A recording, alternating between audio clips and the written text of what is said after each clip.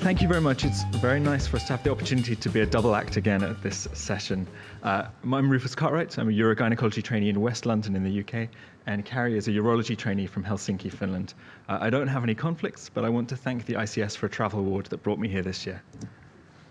I also have no conflict of interest. I'm thankful for the Sun Foundations who gave me opportunity to travel all the way here. So we want to give you some tips and hints about posters and PowerPoint and presentations overall. First of all, why do we do the conference poster presentation and slide presentations? How should you construct a poster and presentation slides? How to give a good talk, and how to respond to some questions which you may get from the audience.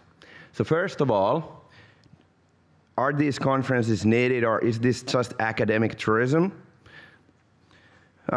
It's probably both, but first of all, this medical literature is increasingly, it's like exponentially growing. And but on the other hand, only about half of the work, half of the research done in medical community is going to end up as a full text paper. So many of the work actually is only presented here in these kind of meetings. So actually the work what we and you and everybody of us are doing is important knowledge transfer. So we are disseminating the knowledge which is an important work. So this is good for science and medicine overall. Then it's also good for you. It's a career opportunity to network with the people who are working in the same area. I have had a privilege and fortunate to know this person and to collaborate for years, and it's only and thanks to ICS meeting. So you can meet good people to work with and to be friends with. And then of course you may get feedback and good ideas from here. You get the ideas when you follow the other people, you get ideas when they comment your work, and so there's a lot of reasons to do conference abstracts. So the first rule about designing a poster and designing your slides is just to follow the rules put out by the scientific committee. It seems so obvious, but someone tomorrow will have brought their poster in landscape format instead of portrait format. You need a really big title on the poster so that people can find it from a long way away. And you need big writing because you don't want people to crowd in really close. You want lots of people to be able to praise your poster at the same time. ICS abstracts are already very long, but your job is not just to print the abstract even bigger. You want to do new analyses for your poster and try and add new charts and new tables that you couldn't fit in the abstract. We thought we'd demonstrate that we're mostly experts in the don'ts of poster design. We found on our hard drives the first posters we ever brought to ICS and IUGA. You can see this one with the absolutely garish King's template. This is one strategy. It looks terribly ugly, but it does help people recognize your brand and find your poster easily on the wall amid the 1,000 others. Here's Kari's first ever poster. It's kind of more stylish. Over time, we've settled on something more bland and easy to read. This is one we're presenting this week. It's much easier on the eye. People have different choices, and it's hard to advise you about the design aspect. So when you have your slides and your poster ready, then it's time to present your work. And so here's some of the hints what we believe it's important. First of all, the introduction is very important. Like, be pleasant and be confident. Because if you are not, then people will not follow you that well.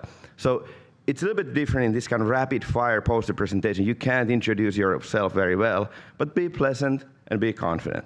And then hook the audience. So give them a hook so that they think that what you are saying is actually extremely important, or at least quite important. So try to captivate the audience so that they are like following you. It's nice when they follow you. If they follow you, then you feel kind of, it's nice to present here. What I do is correct, and it's going. So it's good for the audience. If you captivate them, it's good for you. And then in the end, this is science. This is not marketing or something. You have to have credible statements. On the other hand, you have to have a good story. People love to hear stories. So tell a story, but try to be credible at the same time. So this is a picture of Pascal, who famously invented the IMRAD format: introduction, methods, results, and discussion.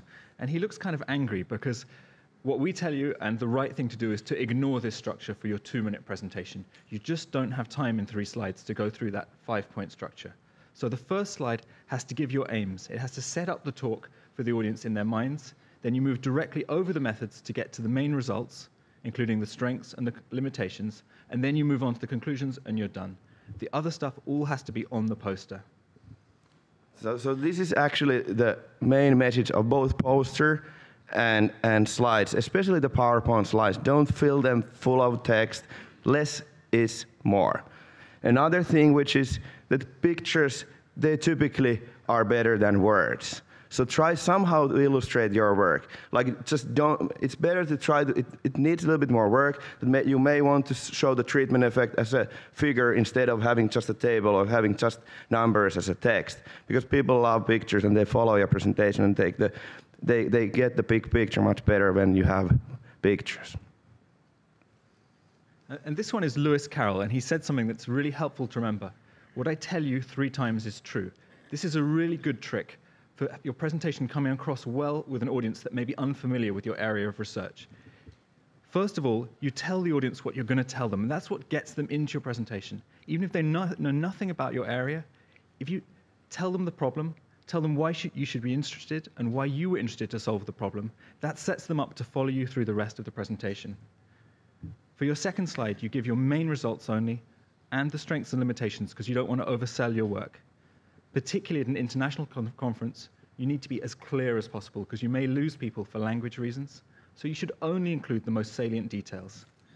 And then when you finish up, you come right back to those aims. And that's what makes the audience think, maybe falsely, that you did good work. You set them up with a question and then you answer that same question at the end.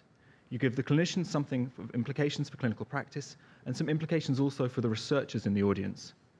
You have to remember not to overstate what you've done, how important or novel it is, and you shouldn't be too speculative in your conclusions because you'll just invite hostile questions from the audience.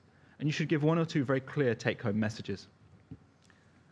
So after you have done your presentation, there should be a little bit time for discussion. So if you have no questions, it maybe implies that you did a credibly bad job or you did a very good job. You never know. You can have a really clear presentation, everything is clear, nobody actually has nothing to say, or you did such a complicated, bad presentation that they don't even follow at all, so they don't have anything to ask, and they just are silent.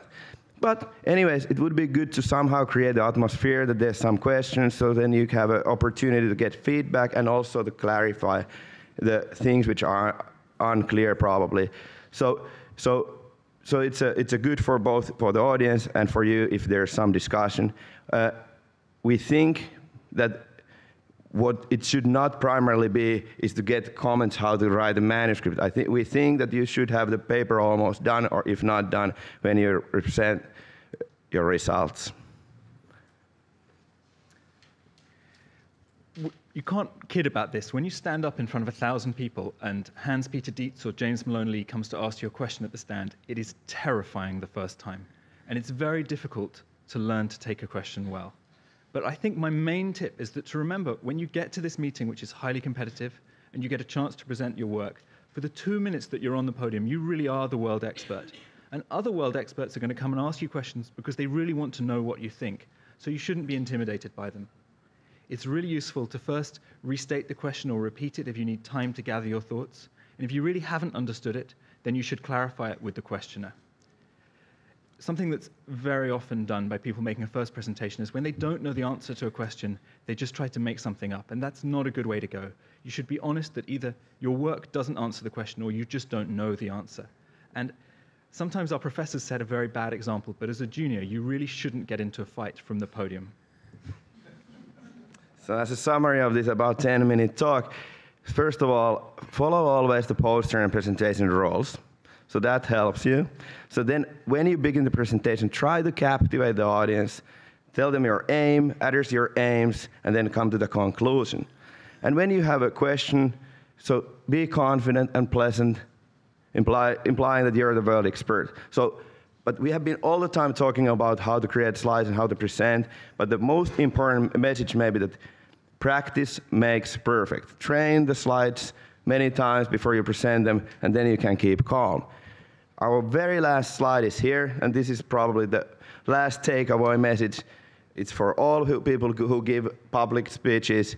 Remember this rule, A, B, C, X, Y, Z. ABC stands for always be cheerful, and XYZ for check your zipper. Thanks. Thank you. Do we have to take a question? Yes, guys, please feel free to ask these two questions if you have any. I think the support for early career members is really important for the society. We need to really capitalise on it. I think that's really true. It's very difficult to understand the culture of a meeting until you come the first time and see what people are doing. It's very hard your first time.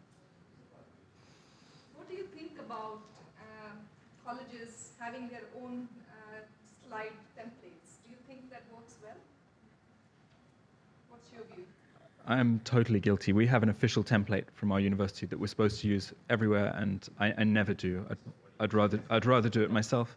I also think it's very distracting to have logos on every slide. It's just extra information and clutter that you don't need. Thank you very much.